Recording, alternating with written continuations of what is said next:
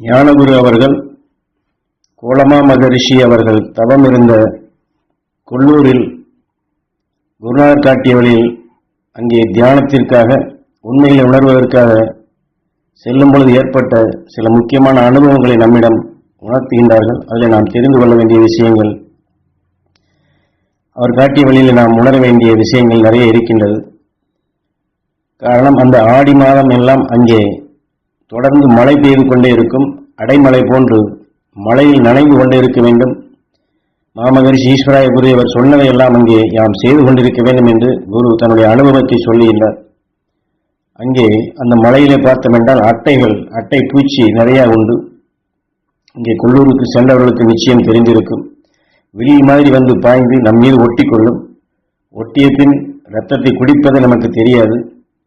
அப்புறம் அது குடித்த பின் அது கீழே விழுந்த பின் பார்த்தால் ரத்தம் முழுவது அப்பொழுதுதான் நாம் தெரிந்து கொள்ள முடியும் அட்டை நம் மீது உட்கார்ந்தது என்று.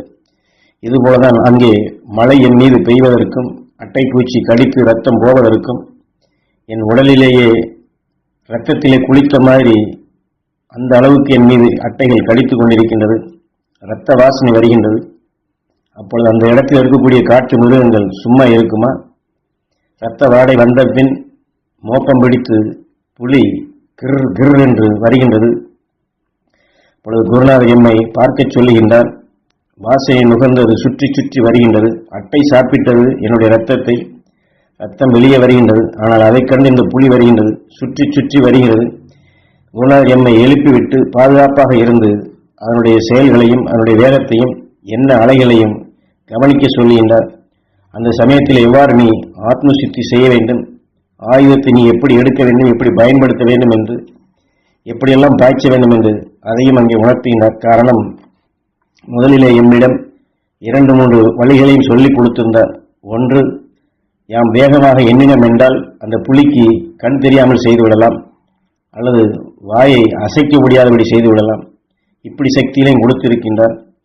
ஆனால் அது தாக்க வந்து இந்த உணவை எடுத்து சுவாசித்தால் அது கண் தெரியாமல் போகும், அல்லது வாயை அசைக்க முடியாதபடி கைகால்கள் நின்றுவிடும். ஆனால் 3வது சொல்லக்கூடிய இந்த எண்ணத்தை சுவாசித்தால் நமக்கு சாதகமான நிலையில் அதனுடைய உணர்வை நாம் மாற்றி பழக வேண்டும். அதாவது நம்மிடம் இருந்து வெளிப்படும் கெட்ட வாசனையை தடுத்து நிறுத்திவிட்டு அந்த புலி அதனுடைய குழந்தைகளிடம் அது எப்படி கொஞ்சி கொள்ளாகுமோ அந்த பாசமான உணர்வை நாம் வெளிப்படுத்தினோம் என்றால் அந்த நிலையில் கொண்டு அது நம்மை தாக்காது, நம்மை அனுசரித்தது செல்லும். ஆனாலும் இவ்வளவையும் அங்கே நிதர்சனமாக புலி அருகில் இருக்கப்படும் போது இத்தனையும் மனதிற்குள் ஓடுகின்றது. ஒவ்வொன்றையும் காமிக்கின்றார். பயம் துடிக்கின்றது. என்னதான் தியானம் இருந்தாலும் பதுங்கி பதுங்கி புலி அருகில் வருகின்றது, சுற்றி வருகின்றது.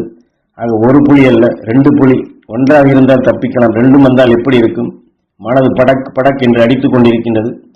குருநாதர் சக்தி கொடுத்திருக்கிறார் என்று தைரியமாக இருந்து கண் போக வேண்டும் என்று பாய்ச்சி விட்டால் அந்த உணர்வை நாம் எடுக்க வேண்டும்.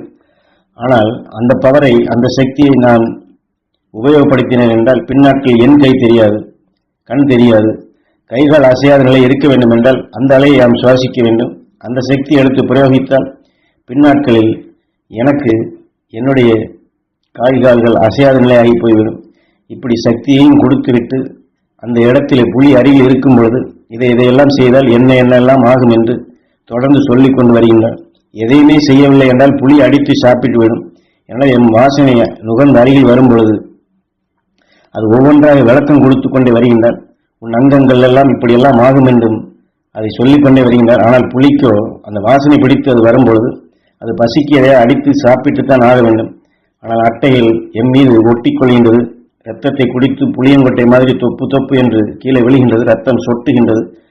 ஏனென்றால் முதல்ல எனக்கு இதெல்லாம் தெரியவில்லை, புலி வந்த பின்புதான் எனக்கு தெரிகின்றது. இந்த இடத்தில் என்ன செய்ய வேண்டும்? ஒரு நிமிடத்தில் தாவினால் எத்தனைத்தான் நாம் சிந்திக்க முடியும்? குருநாதர் சக்தி கொடுத்திருக்கின்றார்.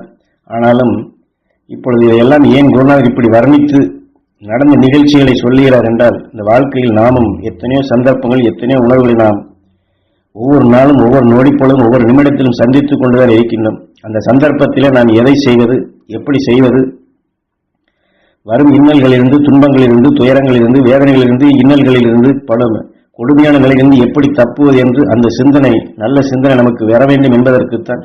ஆனால் கொடுத்த சக்தியை பயன்படுத்தக்கூடிய முறைகளை, தியானத்தின் சக்தியை பயன்படுத்தக்கூடிய முறைகளை நாம் தெளிந்து தெரிந்து தெளிவான நிலைகளுக்கு வர வேண்டும் என்பதற்குத்தான் இந்த அனுபவங்களை சொல்லுகின்றார். எனவே சக்தி கொடுத்திருக்கின்றார் குருநாதர். அப்பொழுது சக்தி கொடுத்திருக்கிறார் என்றால் திடீரென்று இதை எடுப்பதா அல்லது அதை எடுப்பதா?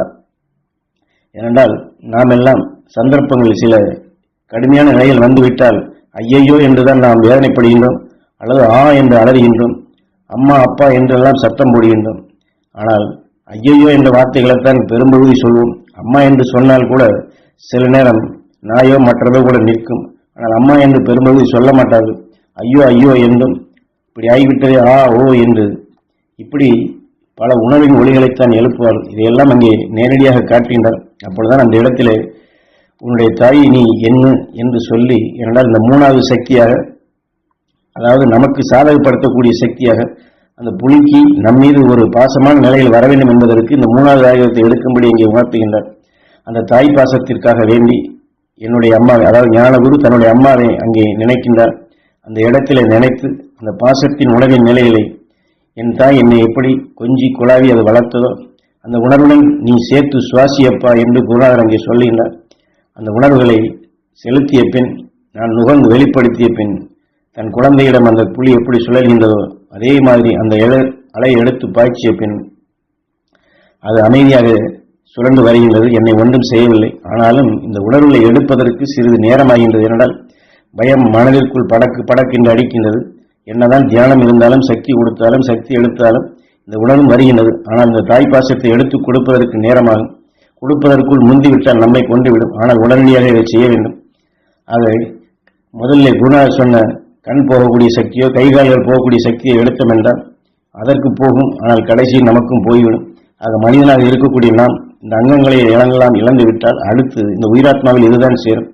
குருநாதர் இதையெல்லாம் ஒவ்வொன்றையும் சுட்டி காட்டி நேரடி அனுபவங்களாகத்தான் பல சிக்கல்களை அது உண்டு பண்ணி அந்த இடத்திலே நாம் நம்முடைய எண்ணங்கள் உணர்வு எவ்வாறு செயல்படுகின்றது, அதிலிருந்து விடுபட ஆத்ம சுத்தி என்ற ஆயுதத்தை நாம் எந்தெந்த வகையில் எப்படியெல்லாம் பயன்படுத்த வேண்டும் என்ற நுணுக்கமான நிலைகளைத்தான் அங்கே காட்டி கொடுத்தார். காரணம், கோலமா மகரிஷி அங்கே பல ஆவிகளும் பல ஆன்மாக்களும் அவர் எடுத்துக்கொண்ட உணர்வால் அவரை சூழ்ந்து வரும் அந்த காலகட்டங்களிலே அவரை அதிலிருந்து தப்பிப்பதற்கு ஆதிசங்கர் உடலில் புகுந்து எப்படியெல்லாம் அதிலிருந்து மீட்டு வந்தார், அந்த மீட்டி உயர்ந்த நிலையை பெற்றார் என்று அவருடைய உணர்வுகளை சுவாசிப்பதற்குத்தான் அந்த இடத்தை தேர்ந்தெடுத்து அந்த உணர்வுகளை என்னை பெரும்படி செய்தார்.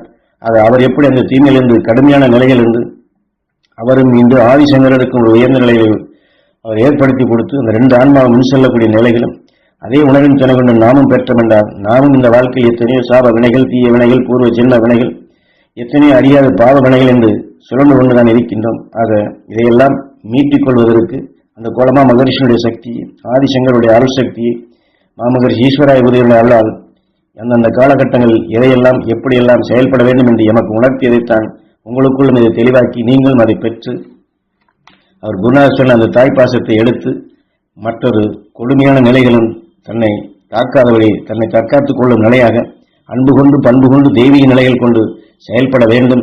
அதுக்குண்டான செயல்படக்கூடிய ஆக்கப்பூர்வமான சக்தியாகத்தான் குருநாதர் எம்மை அந்த இடத்தில் அமரும்படி, அந்த சக்திகளை பெறும்படி, அந்த புலிகளிடமிருந்து தப்பிக்கும்படி பல கொடுமையான நிலையிலிருந்து என்னை தப்புவிக்கும் நிலையாக பல உபாயங்களை கொடுத்தார். அந்த உபாயங்களைத்தான் உங்களுக்குள்ளும் எம்முடைய அனுபவங்களாக உங்களிடம் பதிவு செய்து நீங்களும் உங்கள் சந்தர்ப்பத்தில் இதுபோன்ற கொடுமையான இன்னல்கள், துன்பங்கள், துயரங்கள், வேதனைகள், பயம் மற்ற எத்தனை நிலைகள் வந்தாலும் இதுபோன்ற உங்களுடைய தாயை எண்ணி, மாமகரிஷி ஈஸ்வராய உதவியர் எண்ணி, உங்கள் உயிரான ஈசனை வேண்டி, கோலமா மகரிஷியை வேண்டி மகரிஷினால் சக்தி பெற வேண்டும் என்று அந்த தாய்ப்பாச உணர்வு கொண்டு செலுத்திடும் என்றால் தன்னை தற்காத்துக் கொள்ளும் நிலையாக வரும்.